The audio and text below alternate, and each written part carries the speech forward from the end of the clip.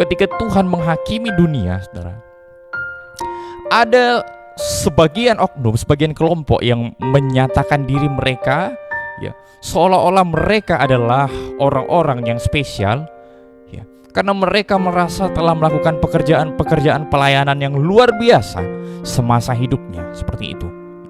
Makanya ketika hari-hari terakhir itu, mereka meminta pengakuan daripada Tuhan Yesus. Dikatakan bahwa bukankah kami sudah mengusir setan demi namamu, kami sudah bernubuat demi namamu, kami sudah melakukan banyak mujizat demi namamu juga.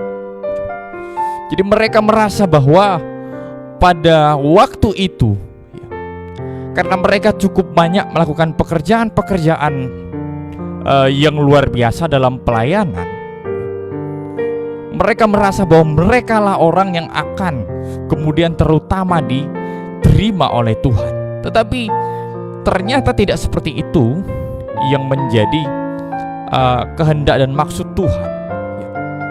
Tuhan katakan bahwa Tuhan berterus terang di ayat yang ke-23 dalam Injil Matius pasal yang ke-7, dikatakan bahwa Tuhan menyatakan diri bahwa aku tidak mengenal kamu, enyahlah kamu sekalian pembuat kejahatan. Artinya meskipun kemudian ada orang-orang yang sudah dengan begitu luar biasa berjerih lelah melayani dengan segala karunia-karunia dan mujizat-mujizat yang mereka bisa kerjakan, bahkan mujizat yang mereka lakukan itu bukan main-main. Mereka dikatakan mereka sudah mengusir setan demi namamu atau demi nama Yesus. Artinya juga mereka memakai nama Yesus dalam pelayanan mereka. Tetapi Tuhan bilang, aku tidak mengenal kamu, enyahlah kamu sekalian pembuat kejahatan. Ini mengingatkan kita bahwa tidak cukup kita melakukan pelayanan dalam bentuk fisik, pekerjaan pelayanan dengan talenta yang Tuhan percayakan kepada diri kita, kalau tidak dengan pengabdian penuh kepada Tuhan. Ada oknum, saudara, yang mereka mencoba mempelintir ayat ini, saudara. Ketika Tuhan berkata bahwa aku tidak mengenal kamu, ada orang-orang coba menafsirkan bahwa ini tandanya Yesus bukan Tuhan. Karena apa? Orang-orang yang berseru Yesus Tuhan itu tidak diterima. Bukan seperti itu. Ini mengingatkan kepada kita justru bahwa tidak mungkin seseorang itu percaya kepada Yesus kalau tidak percaya kepada Bapa. Tidak mungkin seseorang itu menjadi taat kepada Yesus kalau tidak menjadi taat kepada Bapa. Dan sebaliknya juga, saudara, ketika Yesus berkata bahwa akulah jalan dan kebenaran dan hidup, tidak ada seorang pun yang dapat datang kepada Bapa kalau tidak melalui aku. Itu kata Yesus dalam kitab Injil Yohanes pasal yang ke-14. Dan ini mengingatkan juga kepada kita bahwa tidak mungkin kita percaya, kita taat kepada Bapa kalau tidak taat kepada Yesus.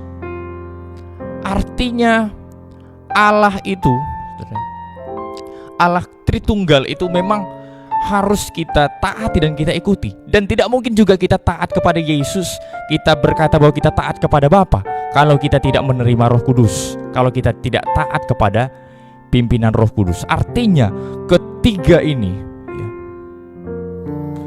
ketritunggalan ini, itu yang harus ada dalam hati kita.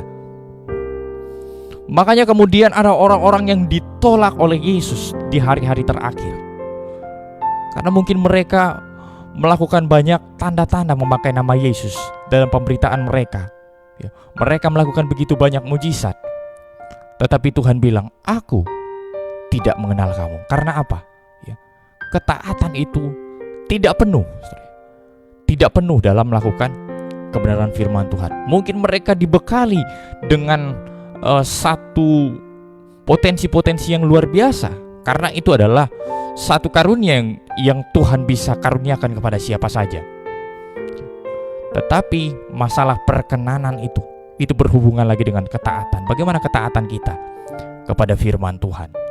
Di hari-hari ini janganlah kita menjadi orang Kristen yang terlalu begitu sibuk dengan pelayanan-pelayanan secara fisik sampai kita lupa melakukan kebenaran firman Tuhan. Ada orang-orang yang begitu sibuk melayani, sepertinya sudah begitu luar biasa dalam pelayanan, tetapi ketika diselidiki, ketaatan kepada firman Tuhan masih nol, saudara.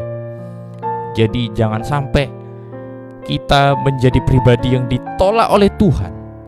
Seperti perumpamaan 10 gadis, saudara. Tuhan memisahkan antara 5 yang bijaksana dan 5 yang bodoh. 5 yang bijaksana memiliki pembekalan. Mereka punya pelita dan mereka punya persediaan minyak. Artinya mereka punya firman. Tapi tidak cukup sampai di situ. Ketika mereka sudah menguasai firman, mereka memiliki Roh Kudus. Ada sekelompok orang, 5 gadis lainnya yang bodoh. Mereka punya pelita. Ketika pelita itu kemudian hampir padam, tidak ada kesempatan lagi bagi mereka untuk menghidupkan pelitanya. Mempelai laki-laki segera datang. Itu menggambarkan bahwa ada kemudian gereja-gereja atau ada orang-orang yang mungkin mereka begitu luar biasa dalam penguasaan tentang teori-teori firman Tuhan, tetapi sia-sialah semuanya kalau kita tidak memiliki Roh Kudus. Makanya di hari-hari ini begitu banyak penyesatan. Oleh sebab itu, saudara, biarlah di hari-hari terakhir nanti kita menjadi pribadi-pribadi yang bukan hanya kita melayani di dunia dengan berjeri lelah, tetapi di surga kita menerima perkenanan Tuhan, menjadi setia sampai mati. Tidak hanya setia dalam melayani secara fisik, dalam kita melakukan pekerjaan-pekerjaan yang kita bisa lakukan di gereja, di altar, tetapi mari kita koreksi bagaimana ketaatan hati kita. Itu yang begitu penting, harus kita perhatikan sehingga kita menjadi pribadi yang diterima oleh Tuhan. Puji Tuhan, ini menjadi kebenaran firman Tuhan pagi hari ini. Biar kita sama-sama menjadi pribadi yang diberkati dan kita senantiasa taat sepenuhnya kepada kedaulatan firman Tuhan. Puji Tuhan. Naikkan pujian, katakan hatiku percaya.